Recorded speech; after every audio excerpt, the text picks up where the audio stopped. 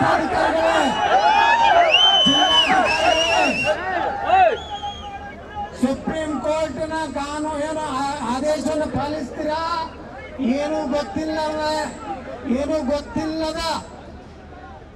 ನಾನು ಕೇಳ್ಕೊಂಡು ಹೇಳ್ತೀನಿ. ಸಣ್ಣ ಪುಟ್ಟ ಗಲಭೆಯಾಗಿದೆ ಅಂತ ಮಹಾನ್ ಗೃಹ ಮಂತ್ರಿಗಳೇ,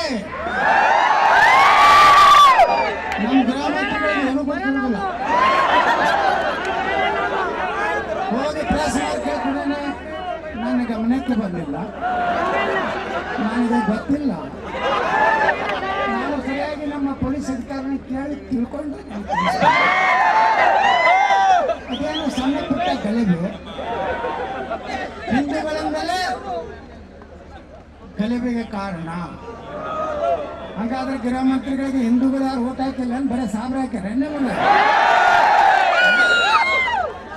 ಬರೀ ಮುಂದಿನ ಸಲ 2028 ತಿಳಿಸ್ತೀವಿ ನಾವು ಹಿಂದೂಗಳು. ನಾವೆಲ್ಲ ಬಾಬಾ ಸಾಹೇಬ್ ಅಂಬೇಡ್ಕರ್ ಅವರ ಅನುಯಾಯಿಗಳು.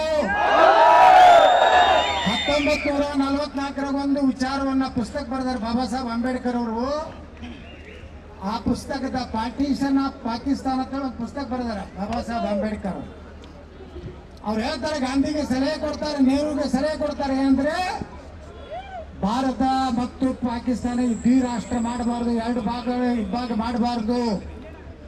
ಒಂದು ವೇಳೆ ಆ ನೆಹರೂನ ಪ್ರಧಾನಮಂತ್ರಿ ಮಾಡಬೇಕು ಸ್ವಾರ್ಥದಿಂದ ಭಾರತ ವಿಭಜನೆಯನ್ನ ಮೊಹಮ್ಮದ್ ಅಲಿ ಜಿನ್ನಾನ ಒತ್ತಾಯದಿಂದ ನೀವು ಮಾಡಿದ್ರೆ ಭಾರತದಲ್ಲಿರುವಂತಹ ಮುಸಲ್ಮಾನರನ್ನ ಪಾಕಿಸ್ತಾನ ಕೊಟ್ಟು ಕಳಿಸಬೇಕು. ಪಾಕಿಸ್ತಾನದಲ್ಲಿರುವಂತಹ ದಲಿತರು ಹಿಂದೂಗಳನ್ನ ಭಾರತಕ್ಕೆ ತೆಗೆದುಕೊಂಡು ಬರಬೇಕು ಅಂತ ಬಾಬಾ ಸಾಹೇಬ್ ಅಂಬೇಡ್ಕರ್ ಹೇಳಿದ್ದಾರೆ. ಹಂಗಾದ್ರೆ ಬಾಬಾ ಸಾಹೇಬ್ ಅಂಬೇಡ್ಕರ್ನೆಲ್ಲ ನಾವು ಗೌರವ ಕೊಡ್ಬೇಕಲ್ಲ. ಅವ್ರು ಹೇಳಿದಂತ ಮಾತು ಸತ್ಯ ಆಗ್ತಾ ಇದೆಯಲ್ಲ.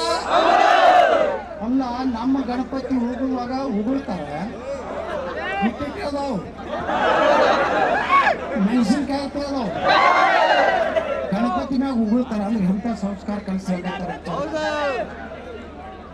ಒಬ್ಬ ಹೇಳದ ಬಿಜಾಪುರ್ನಾಗ